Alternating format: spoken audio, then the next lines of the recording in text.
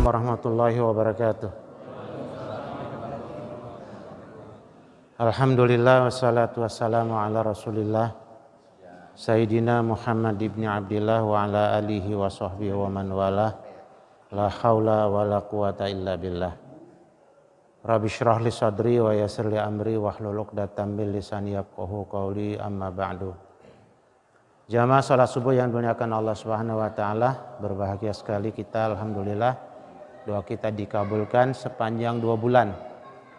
Kita dari awal bulan Rajab sudah berdoa, Allahumma barik lana fi Rajab wa Sya'bana wa balighna Ramadan wa fiqna bi qiyamihi wa siyamihi. Ya Allah, sampai ke berkahlah hidup kami di bulan Rajab dan bulan Sya'ban. Kemudian sampaikanlah usia kami ke bulan Ramadan dan berikanlah taufik dan hidayah pada kami untuk bisa melaksanakan puasanya dan menghidupkan malam-malamnya. Alhamdulillah. Ini nikmat tentunya. Barusan saya mendapat informasi jam 1.55 teman saya itu menghadap Allah Subhanahu wa taala. Masya Allah, ya luar biasa. Ya, itu dari Bogor. Nah, kita alhamdulillah masih nyambung dan masih bisa makan sahur, bisa sholat subuh berjamaah, diawali dengan sholat qabliyah subuh. Nikmat tentunya. Nah, nikmat ini tentunya jangan disia-siakan. Kita terus manfaatkan untuk beribadah kepada Allah Subhanahu wa taala. Tentunya dari mulai perintah-perintahnya dan perintah nabinya, kemudian larangannya dan larangan nabinya. Kita terus memperhatikan dan menjaga aturan tersebut dengan sebaik-baiknya.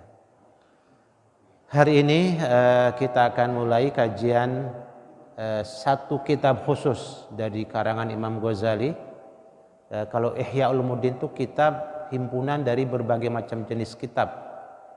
Ini ada 13 halaman. 13 lembar sebenarnya. Jadi ada 26 halaman. Nanti yang mau kitabnya ini tinggal diperbanyak. Ini kita akan mulai. Ini kitabnya. Ini untuk mendapat gelar doktor segini, Pak. Makanya beliau bukan doktor. Kitabnya ini 4 jilid setebal ini. Dan satu tebal kitab ini itu puluhan kitab ditempelkan, digabung di sini. Makanya luar biasa, beliau adalah bukan sekedar doktor, tapi doktornya begitu banyak. Karena satu kitab ini satu doktor nih. Ini kitab Adabi Tilawatil Quran. Jadi karena bulan Al-Quran, maka kita hubungkan kajian kita dengan masalah Al-Quran supaya betul-betul bacaan Quran kita pada bulan ini dengan ilmu dan wawasan. Jadi betul-betul berkualitas tinggi. Dan seperti yang saya sampaikan di 2 tempat, Mushola Baitul Muttaqin dan di Masjid Baitur Rahman, bahwa puasa kita tentunya ada 3 kriteria menurut Imam Ghazali. Ada saumul umum, ada saumul khusus, ada saumu khususil khusus. Puasa kebanyakan orang, kemudian puasa sekelompok orang, kemudian puasa segelintir orang.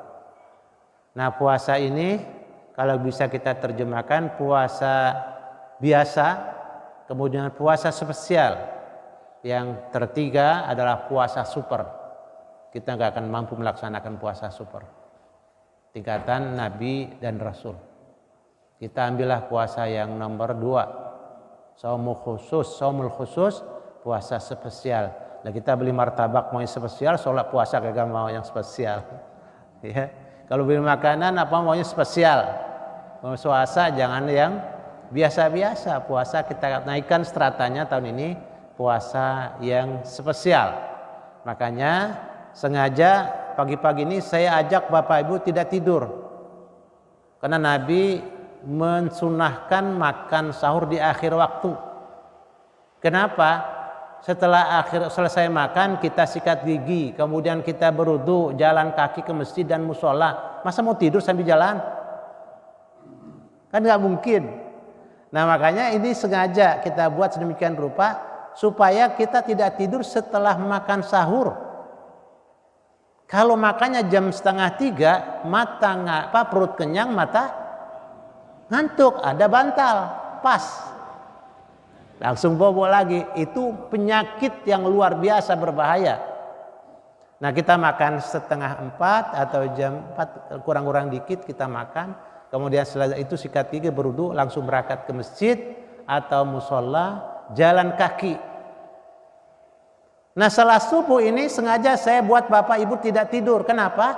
Naumus subhi yursul faqra. Tidur pagi membuat kita jadi fakir. Jadi miskin. Ya, jangan tidur habis sholat subuh. Kalaupun terpaksa tidur setelah terbit matahari kira-kira 5-10 menit, ya, itu sholat sunat isyraq, pulang dah silakan. Kalau terpaksa mau tidur, tapi kalau bisa usahakan tidak tidur. Setelah itu sambung dengan sholat duha, baru berangkat ke tempat kerjanya, atau nanti sholat duha di tempat kerjanya, atau sholat isyraq di mana, di kereta atau di mana, terserah. Pokoknya 5 menit sampai 10 menit adalah waktu syuruk. Buat sholat sunat isyraq 2 rakaat, pahalanya besar banget. Seperti ibadah haji yang sempurna. Kita nggak berhaji tapi kita sholat isyraq, sudah dapat pahala haji. Ya Allah, Allah maha murah, benar-benar murah. Biar kita pada masuk surga. Kemudian biar kita sehat, jangan tidur. Lawan ngantuk itu. Kalau ngantuk tidak dilawan ya pasti kebablasan. Sholat subuh terlambat, apalagi bisa jadi kebablasan banget, ketinggalan benar. Kemudian sholat isyraq nggak kebagian, sholat duha udah dibuntut. Akhirnya jemput rezeki pun terlambat lagi. Nah, Bapak Ibu rahimakumullah, ini sengaja program ini kita buat supaya kita tidak tidur setelah subuh. Kenapa? Tidur setelah subuh tadi menyebabkan kefakiran, dan yang paling penting adalah makanan masih belum tersaring tuntas. Belum tersaring tuntas, nanti kalau belum tersaring kita tidur bukan jadi vitamin, dan vitaminnya tidak berfungsi, malah justru jadi racun. Na'udzubillah. Itu rahasianya kenapa diakhirkan sahur. Takhir sahur itu sunnah-sunnah puasa yang pertama disebutkan.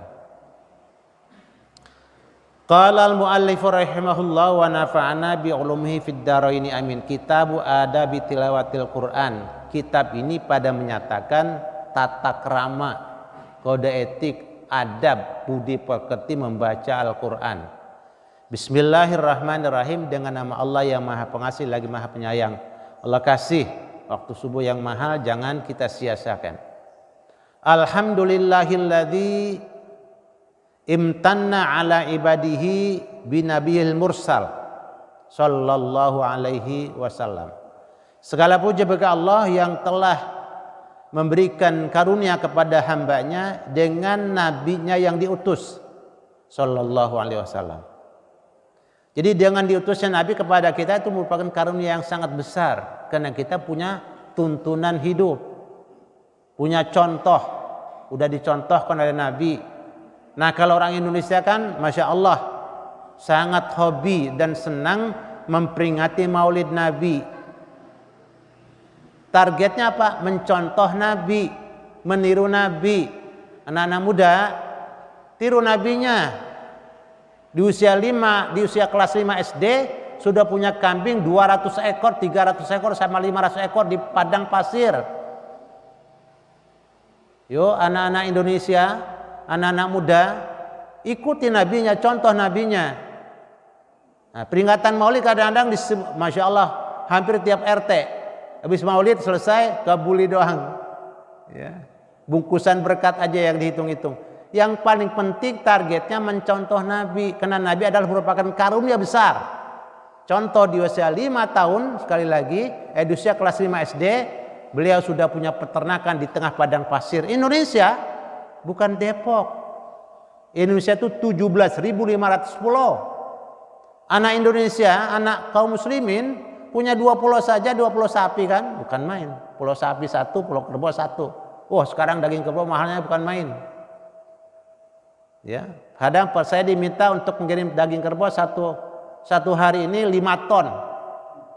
Dari mana kerbaunya? Luar biasa. Nah, ada teman kirim WA, saya bilang, Ustaz, ada nggak jaringan atau akses untuk bisa dapat daging kerbau? Kerbau 5 ton saya terima per hari. Saya bilang luar biasa. 5 ton berapa duit kan? Artinya kantong Bapak bisa penuh itu.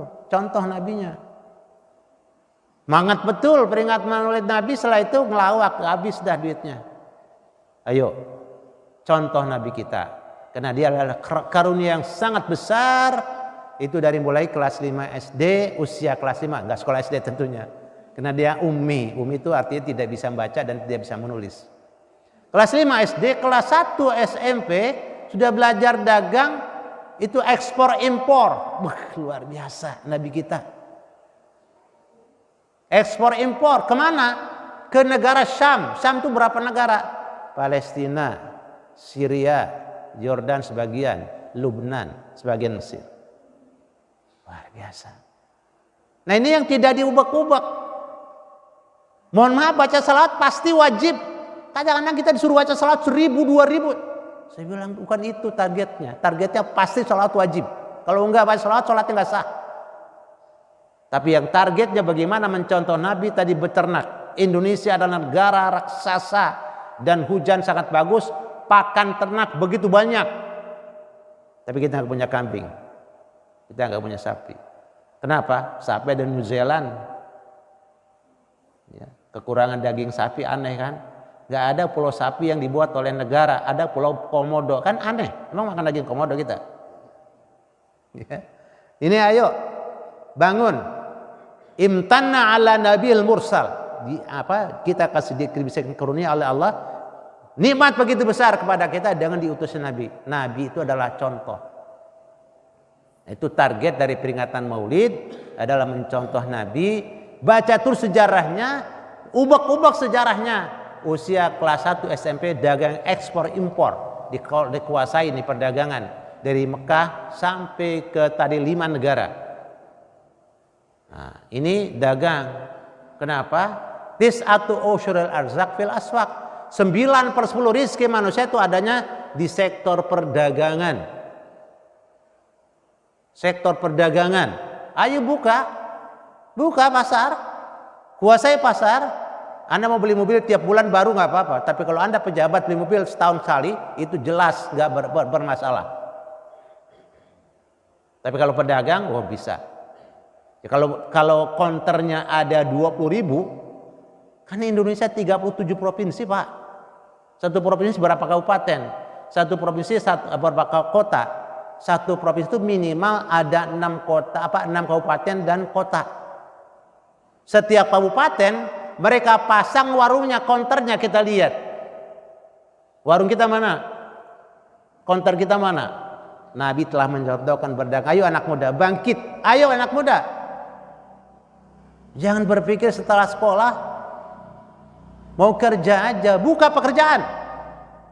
Kayak Nabi buka pekerjaan. Bukan tidak boleh kerja, boleh. Tapi yang paling penting ada punya proyek dan punya kerjaan. Buka kerjaan.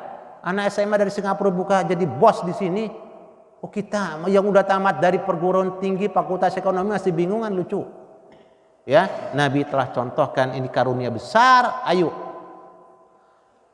Wa kitabihil munzal, dan kitabnya Allah yang Allah turunkan. Allahu Akbar, subhanallah. Nabi sudah contohnya. Kemudian pedoman hidupnya ada apa? Al-Quran. Al-Quran itu 114 surat. Saya tidak pernah mengatakan surat Yasin itu adalah Al-Quran. Suratnya itu sebagian kecil dari Al-Quran. Dan kita baca setiap malam Jumat rutin. Tapi Al-Quran bukan surat Yasin. Al-Quran ada surat Al-Hadid yang sangat dahsyat. Di akhir juz ke-29. 28 ya. Juz 28. Ada firman Allah, "Wa anzalnal hadida fihi ba'sun syadid wa manafi'u linnas." Makanya ini adalah karunia besar Quran ini. Kami turunkan besi, di dalamnya ada kekuatan raksasa. Ayo. Mau pakai bambu atau kayu jati yang dikerenkan, bangun 3 lantai, Nggak bisa. Pakai besi. Sampai dengan ada bangunan sekarang mendekati 1000 meter ke atas. 1000 meter. Pakai apa? Bambu. Pakai kayu jati atau kayu ulin. Nggak bisa. Pakai besi. Wa anzalnal hadida fihi ba'sun syadid. Kami turunkan besi, di dalamnya ada kekuatan raksasa. Ayo kita umat Islam bangkit dan bangun, kuasai pertambangan dan kelola pertambangan itu, kemudian manfaatkan dengan sebaik-baiknya. Ayo anak muda,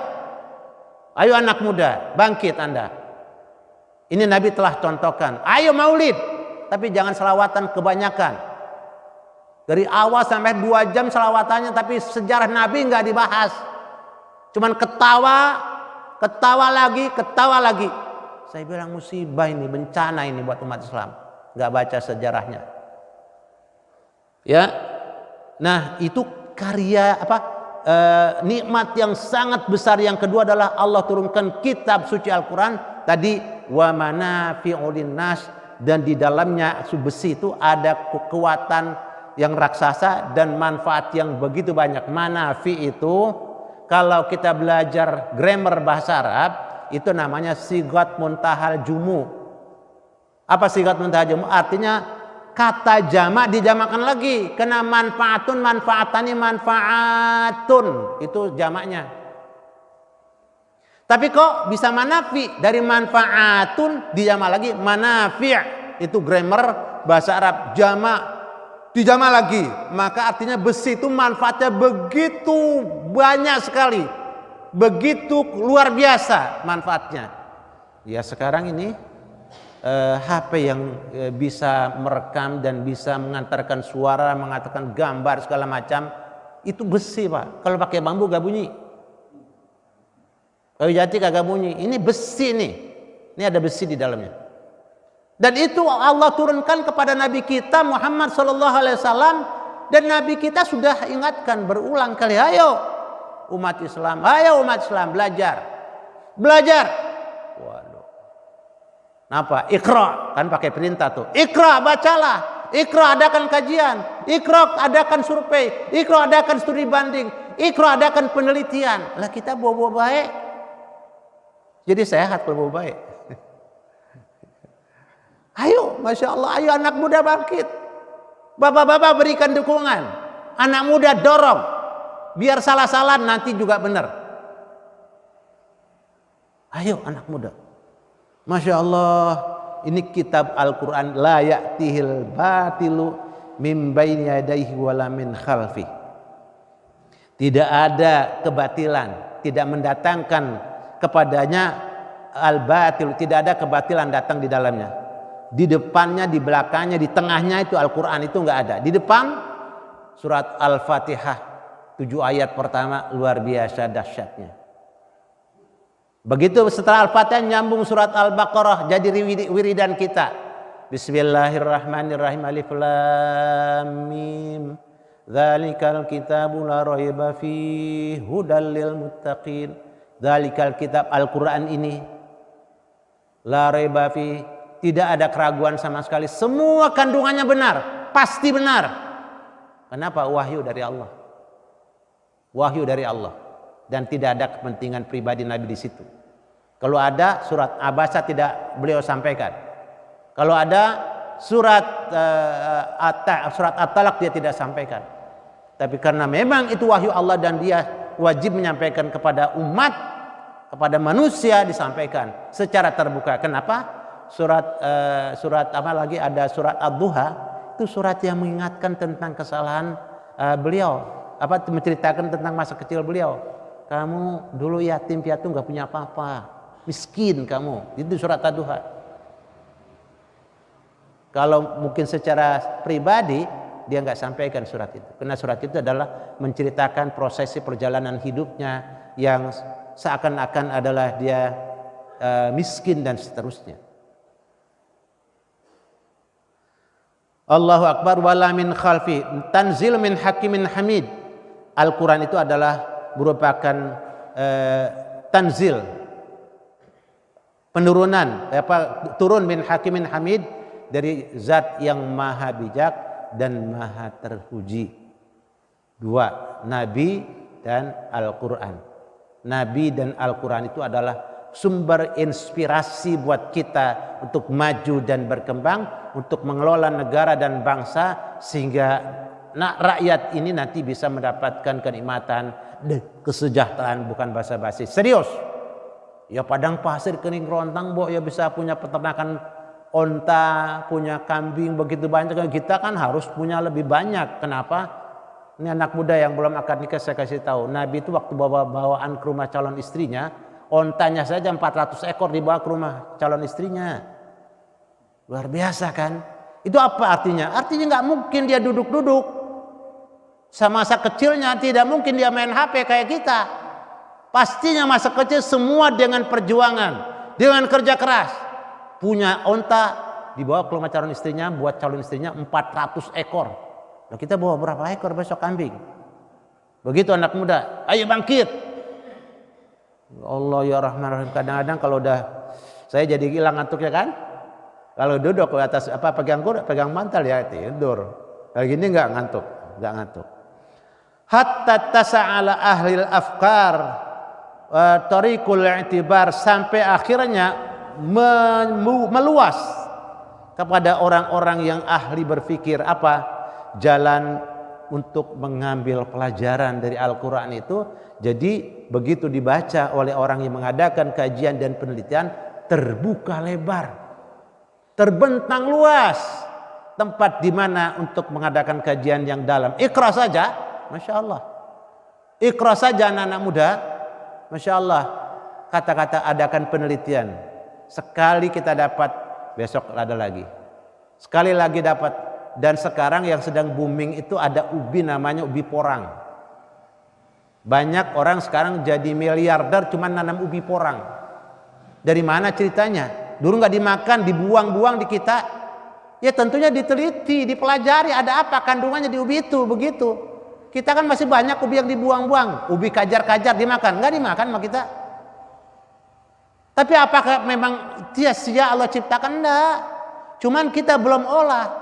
Sekarang ubi porang itu dulu dibuang-buang dan itu gatal. Tapi sekarang menjadi barang emas hijau. Itu ubi porang. Lagi sering jadi rebutan orang-orang kaya dan orang punya duit.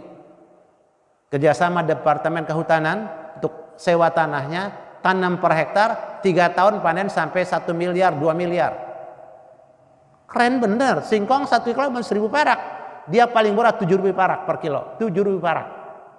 Apalagi kalau sudah dibuat kerupuknya atau diiris-iris kayak gadung, ya itu harganya sampai 80.000 per kilogram. Nah, dari mana bisa tahu itu ada manfaatnya? Itu jadi mie yang sangat mahal, mie shiratake, minyak orang Jepang, dan bahan-bahan obat kosmetik juga diambil dari ubi porang yang sekarang kebutuhan dunia itu baru bisa terpenuhi cuma 10% dari 100% kebutuhan dunia. Nah ini adalah para ahli pikir yang memang tiap hari mengadakan penelitian. Nah di kita itu banyak sekali, daun banyak spesiesnya, ubi banyak spesiesnya. Ya kita kan zaman masih kita kecil aja namanya ubi senggani, ubi suwak dibuang-buang. Emang kenapa? Tadi makan. Iya, ikan juga banyak di sungai. Tinggal nyerok aja gitu. Dulu Bang Hamzah tuh kalau mau puasa datang ke Ciliwung dia, bawa petromak pulang bawa ikan gehet 10 biji. Udah jadi bisa dipecak makan malam, makan sahur. Masya Allah, luar biasa. Karena waktu itu sungai dimanjakan oleh bapak-bapak dulu. Sekarang bapak-bapak sekarang nggak tahu. Anak-anak muda sekarang, Masya Allah, ya nggak tahu tuh. Ya, bima fihi minal qisas. Kenapa Al-Quran itu adalah merupakan terbentang luas untuk membuka wawasan berpikir kita? Karena di dalamnya banyak cerita. Cerita apa? Di surat Al-Baqarah ada cerita peternak sapi. Peternak sapi yang sangat dahsyat di surat Al-Baqarah. Tapi kita kan tahunya cuma ngisiin rumah doang. Pertama, 5 ayat pertama, 5 ayat terakhir dibaca biar rumah nggak ada jin. Benar? Benar. Biar di rumah itu nggak masuk setan. Benar. Tapi bukan itu doang. Di dalam surat Al-Baqarah ada cerita peternak sapi yang luar biasa. Sapinya dibeli dengan per kilonya dengan per kilo emas, per kilo dagingnya per kilo emas. Bayangkan Apa sebabnya? Oh, panjang ceritanya. Kisah cerita. Wal akhbar dan berita. Berita tentang apa? Berita tentang kemenangan tentara Rum. Berita tentang masa depan. Berita tentang hari akhir. Berita tentang hari kiamat. Kita baca surat Al-Qur'an, takut kita. Al-Waqiah, takut kita. Bismillahirrahmanirrahim. Al-Qari'atu mal-Qari'ah. Ngeri kita baca surah Al-Qari'ah.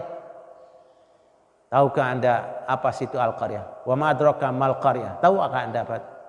Yauma yakunu nasu kal farashil mabsus. Pada hari itu nanti di mana goncangannya begitu menakutkan, manusia seperti kapas yang berterbangan. Wa takunu jibalu kal ihnil manfush. Gunung nanti pada keluar semua. Batunya, laharnya, isinya keluar. Kita ngelihat Gunung Merapi dari Magelang atau dari Jogja atau dari sekitar sana, dari Boyolali, kalau lagi dia mencoba mengeluarkan api, takutnya bukan main, takut kita. Masya Allah, bagaimana sebuah gunung.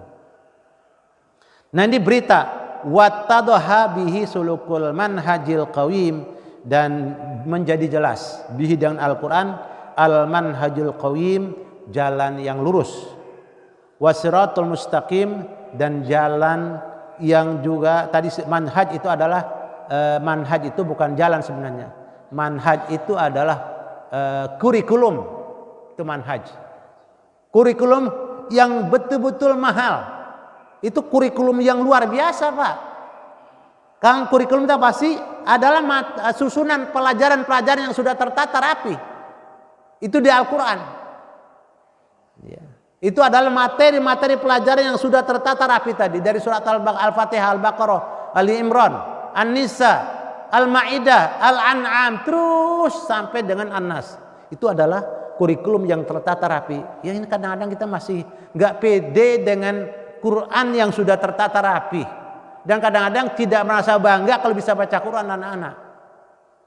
Luar biasa. Tingkatkan bisa baca Quran, paham bisa bacanya, naikkan artinya, naikkan lagi pemahaman berikutnya, sehingga nanti tadi al-hadid itu menjadi senjata yang tangguh buat kita menguasai dan kita punya kekuatan dahsyat.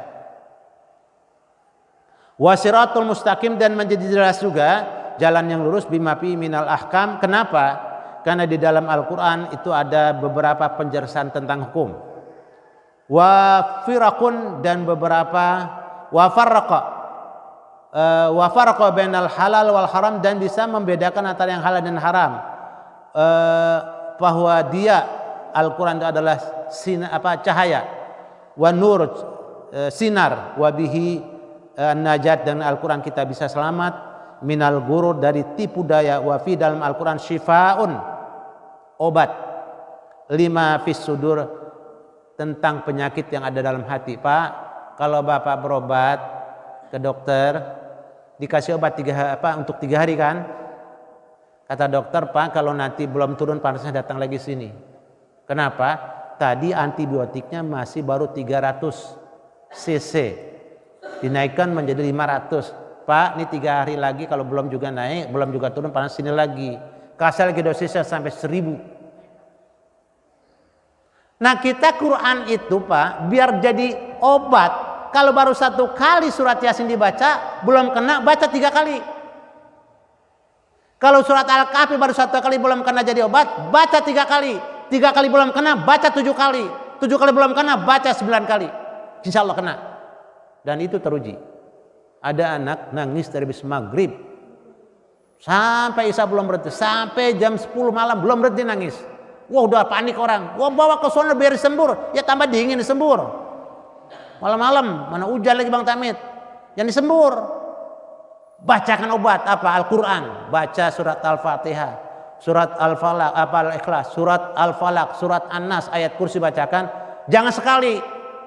Akhirnya dibaca itu Al-Fatihah sampai 40 kali, sembuh dia.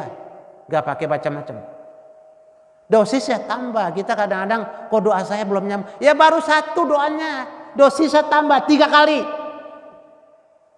3 kali. Kalau enggak 7 kali. 7 bulan juga 9 kali. Insya Allah dosis sudah tinggi kalau 9 kali. Nah makanya Ramadan kalau Dr. Zaidul Akbar targetkan Ramadan 10 kali tamat, bisa? Ya kalau Imam Malik bin Anas 60 kali Pak Quran tamat di bulan Ramadan. Kita berapa kali? Targetkan 10 kali, paling tidak tamat 3. Kalau kau tamatnya 3, 1 doang. Ya targetkan yang jauh kalau cita-cita itu. Cita-citanya saya mau keliling dunia begitu misalnya. Ya paling tidak 3 benua kan kesampaian, kesasaban. Saya mau keliling Indonesia, paling tidak kan pulau-pulau besarnya terinjakkan oleh kakinya. Begitu bahasanya. Nah kalau cuma cerita-cerita saya mau ke Depok sampai Citayam doang nanti. Gitu. Nah ini Quran obat, tetapi jangan baca Al-Ikhlas ketika ada masalah di rumah Pak. Ini jin kagak mau keluar-keluar ini jin. Setan kagak mau keluar-keluar ini. Bacakan surat Al-Fatihah, Al-Ikhlas, Al-Falaq, An-Nas, ayat kursi. Ini belum keluar juga jangan sekali bacanya. Baca bisa jadi 10 kali, bisa jadi 20 kali dan seterusnya biar kabur dia. Karena dia kadang-kadang juga hafal tuh jin. Hafal ayat kursi kita bacain dia, jangan sekali. Dosisnya naikkan. Ukurannya naikkan.